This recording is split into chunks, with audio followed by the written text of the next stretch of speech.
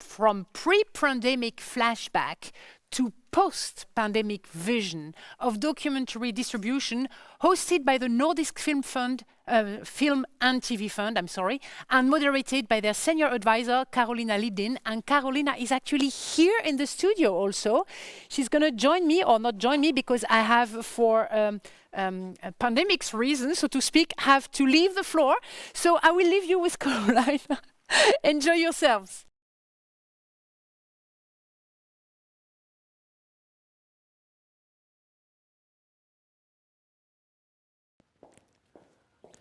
Good afternoon, good evening, or maybe even good morning, wherever you are.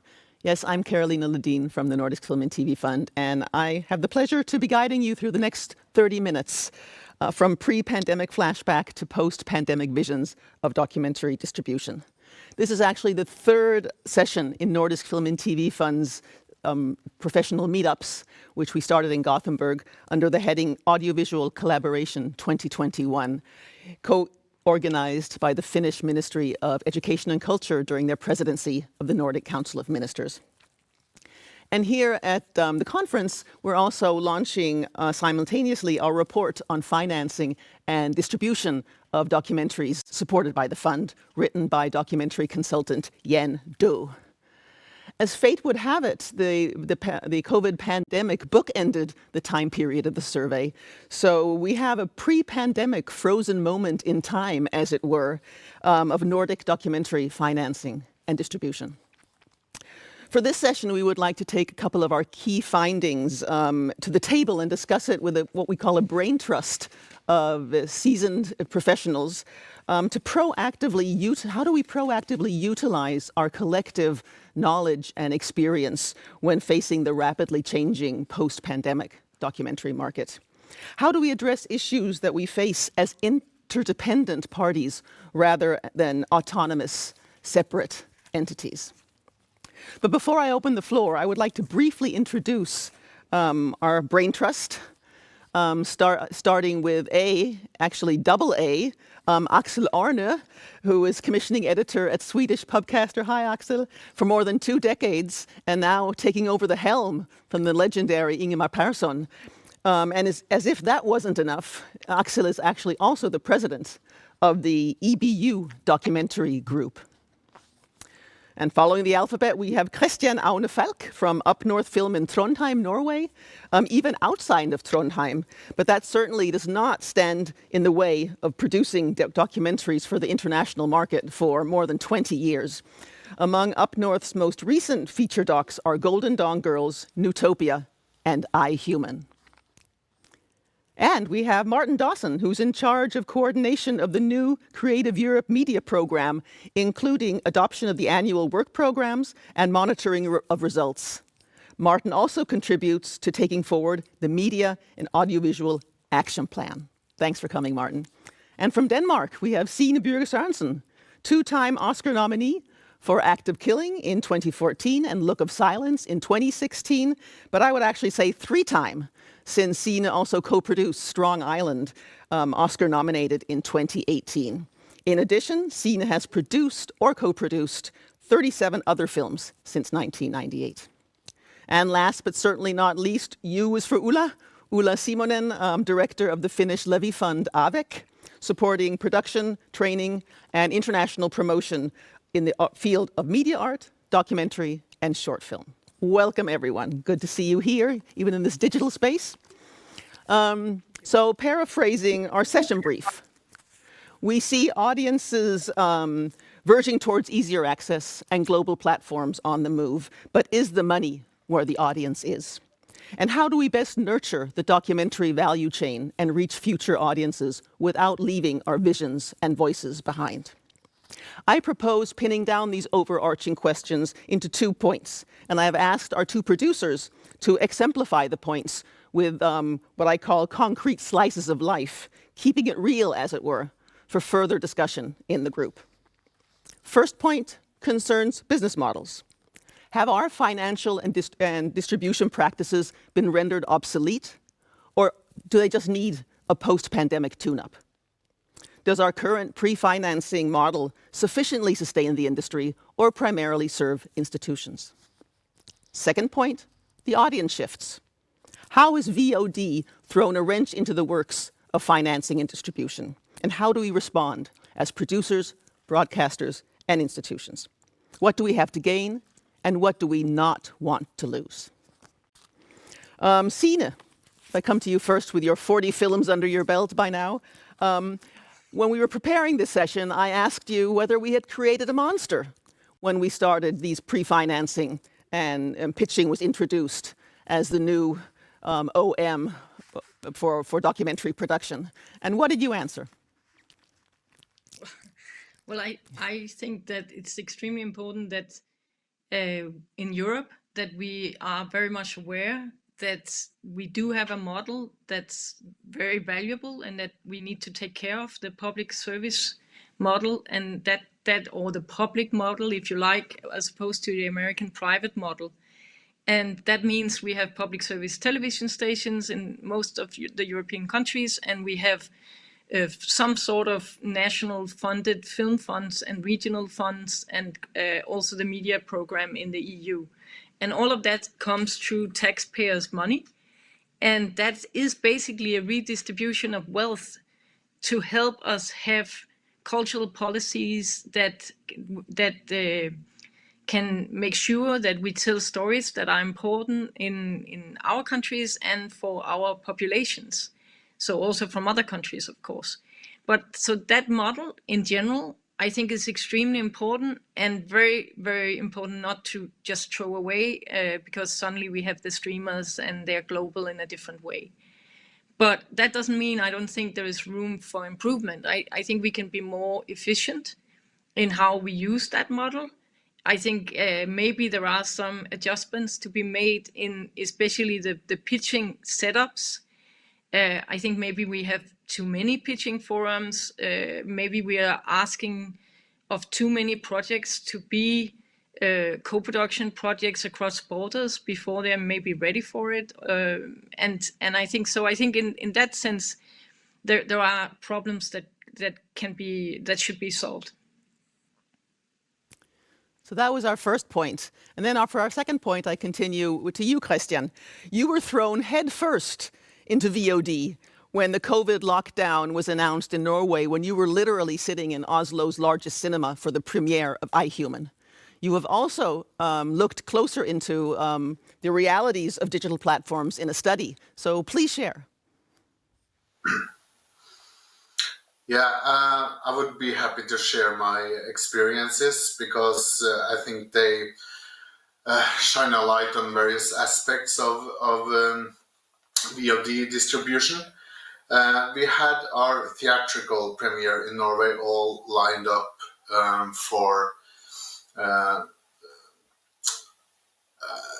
with our distributor, and everything was in place. You know, we had like 700 people in the cinema sitting down waiting for the film to start when the government announced the lockdown. So our distributor did an amazing job. I still don't understand how she did it. It's Vibeke Skistad from Euphoria Film. She managed to talk to all the Norwegian online platforms, and they took iHuman and launched it immediately. And it turned out to be a great success money-wise. I would say we made as much money on the VOD launch of iHuman as we would have done with open cinemas. But we never expect this to happen again, because the reason why we got all the audience watching it is because the PR campaign was based on a theatrical release, meaning we had all press coverage. We had the most important talk shows, the reviews. We had all the media. We wanted and needed for the theatrical release to back up what became the VOD release. And the problem is that we would never have this media attention. We would never have these talk show appearances with the director, etc., if it wasn't for the fact that it was meant for cinema. The media doesn't seem to care about online premieres as much as they care for theatrical releases, which is something I hope we can address sometime, because it's most definitely online where we will find our audience in the future. But will we find the money? I don't know, because we at UpNorth, we got funding from the Norwegian Arts Council to do a great survey on the income from our films on various online platforms versus all the efforts we had to put down with resources, time and money to not only, sign the contracts and get, the film up there online, but also to try to reach the audience. And it was quite devastating results. It's what came in did not match what went out in terms of money from the production office. Because as everyone knows, it's not enough to have your film available online. The real effort lies in making people understand it's there, to reach your audience. That's where the effort is. And at least for us, it costed more than what we got in return. So it was quite pessimistic, I must say, but that doesn't mean we won't give up. It just says that something has to be done with, the payment that the producers get in return for having their film online. Yeah. So just shortly summing up, I mean, the models, as it were, are still very fundamental in the way we work, and the triangle, as I call it, between independent productions, broadcasters, and institutions is still very, very vital. But how can we give it that post-pandemic tune-up?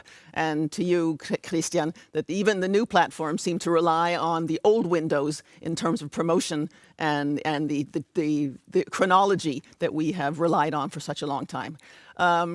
Ulla, can I come to you? I mean, obviously as head of AVEC, but you also have extensive experience as a producer yourself, working both in Europe and internationally. How do you respond to these two testimonies?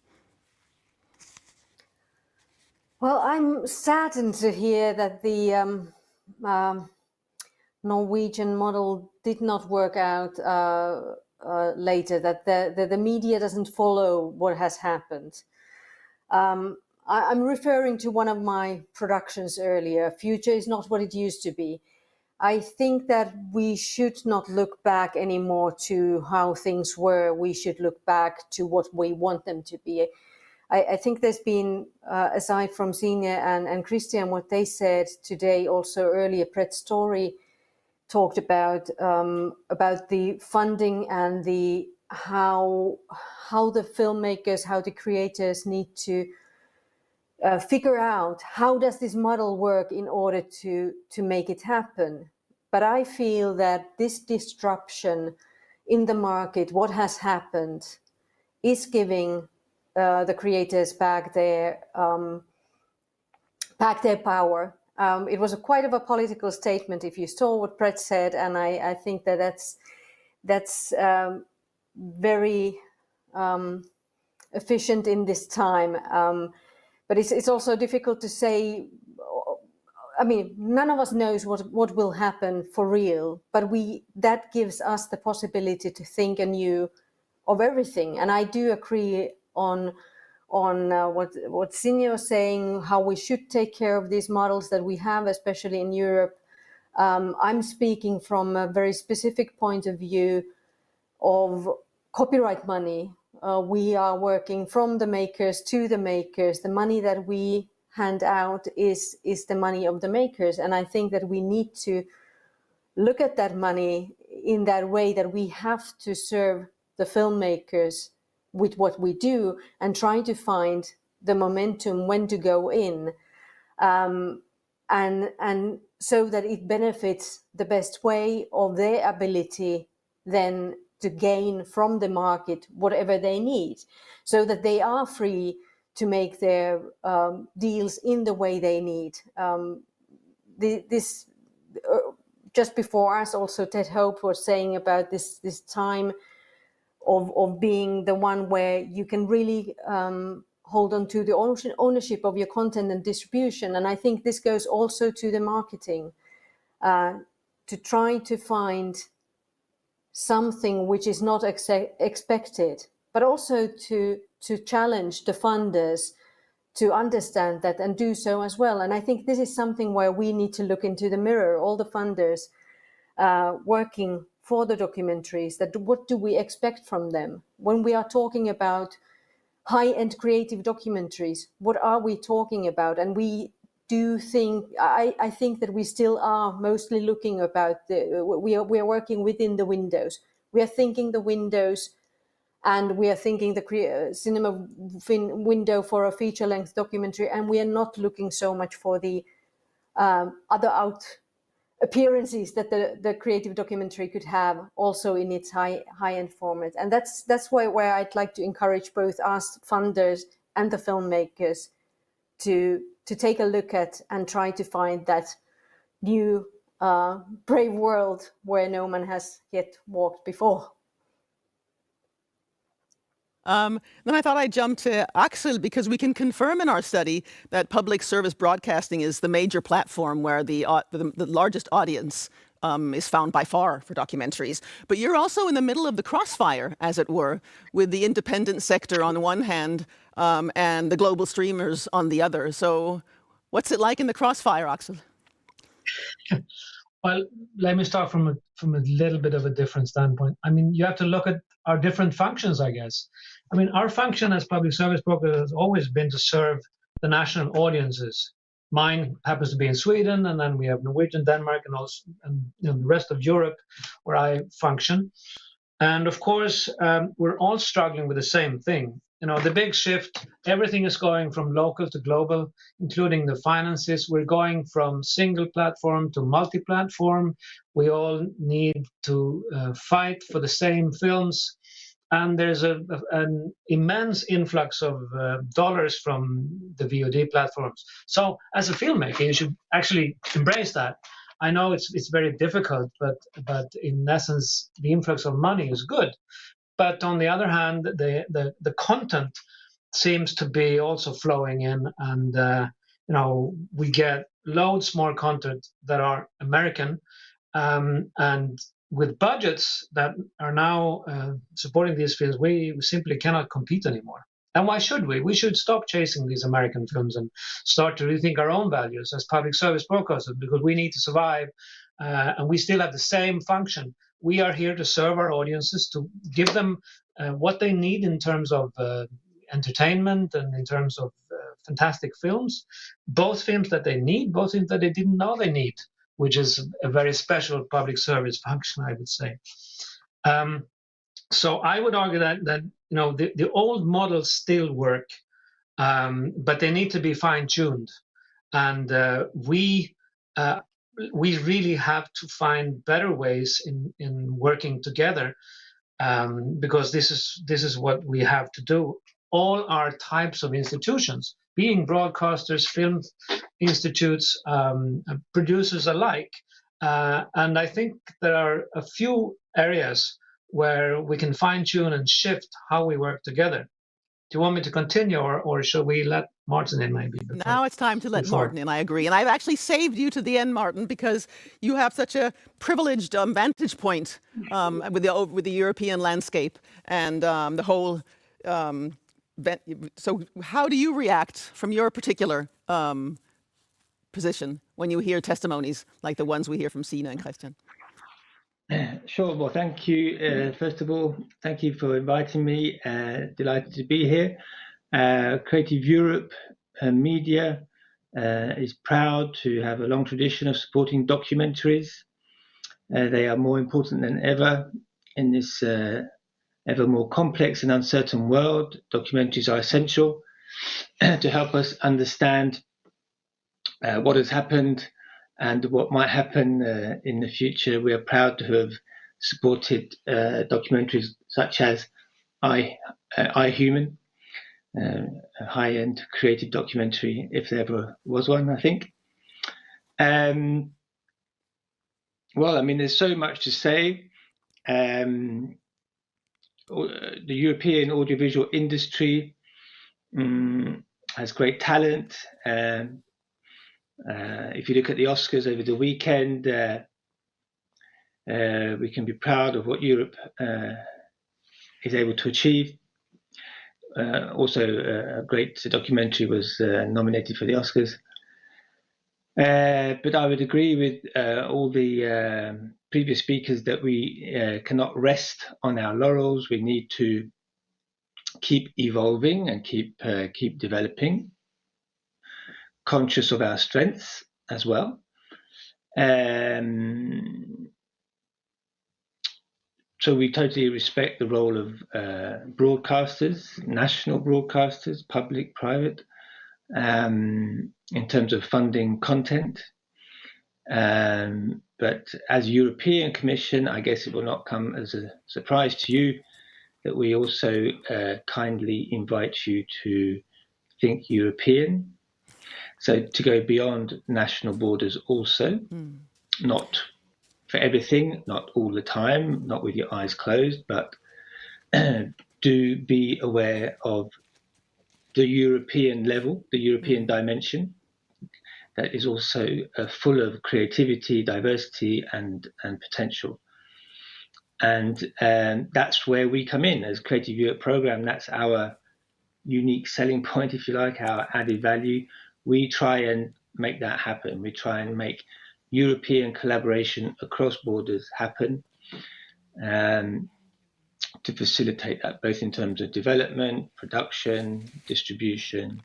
And there is a lot to do because there's a lot of competition from across the Atlantic and from Asia more and more as well. And distribution is key.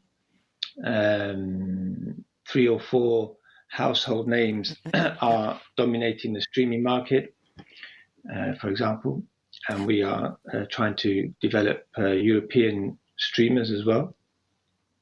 But Martin, can I kick in? Because, I mean, our survey also showed that a good number of the films that we have funded also received really important funding from Creative Europe. So there is that sort of bridge also between the Nordic community and obviously the whole European community. But another question I have, since we at Nordisk Film TV Fond are pan-Nordic and you, Creative Europe, are pan-European, I just want to address the thoughts that are always important for us to always make sure that our funding policies stay attuned with the practical realities of the producers, which is why we put this survey into motion in the first place. Can you also recognize those thoughts in terms of how we as funds, pan-national funds, both try to promote, but at the same time also have to fine-tune?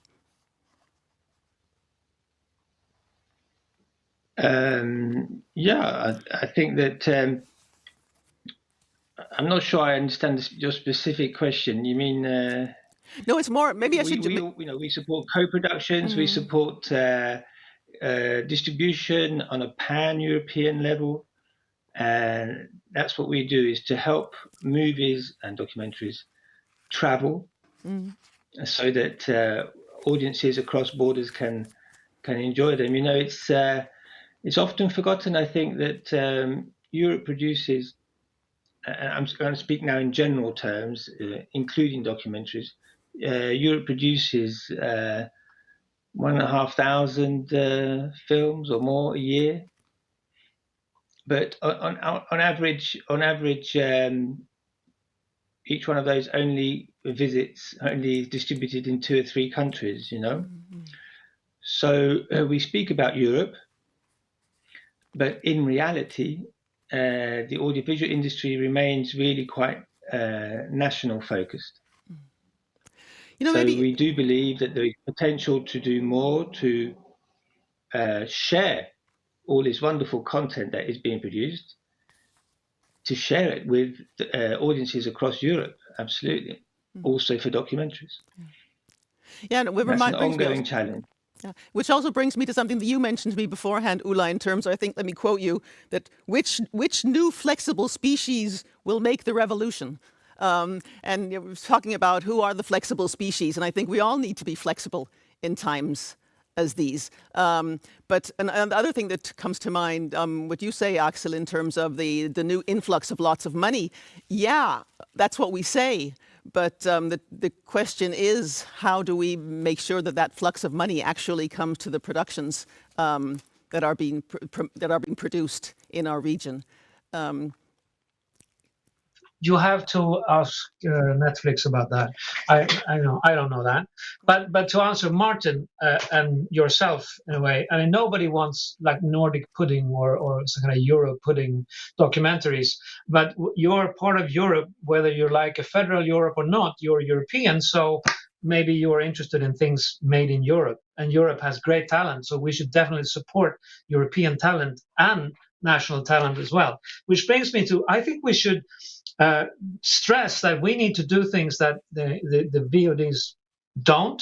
So that happens to be European content, because in the foreseeable future, there won't be lots of European productions made by, for example, Netflix.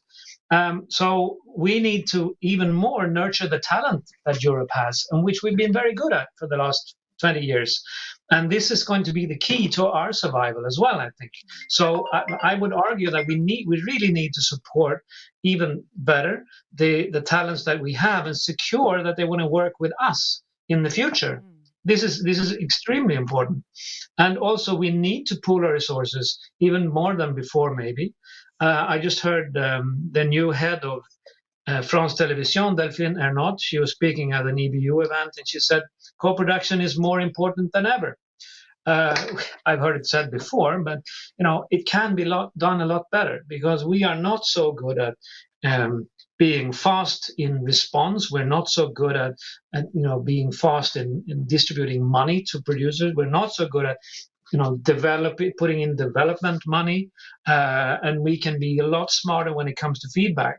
So we really need to fine-tune what we're doing. And I'm sitting in the EBU and in Europe, and I'm pushing several initiatives. We have the Nordic broadcasters coming together, trying to pool resources to be more accessible and more attractive as partners. We're also trying to get a big EBU initiative where we actually co-produce and co-finance 5 big films a year. You'll hear more about that later.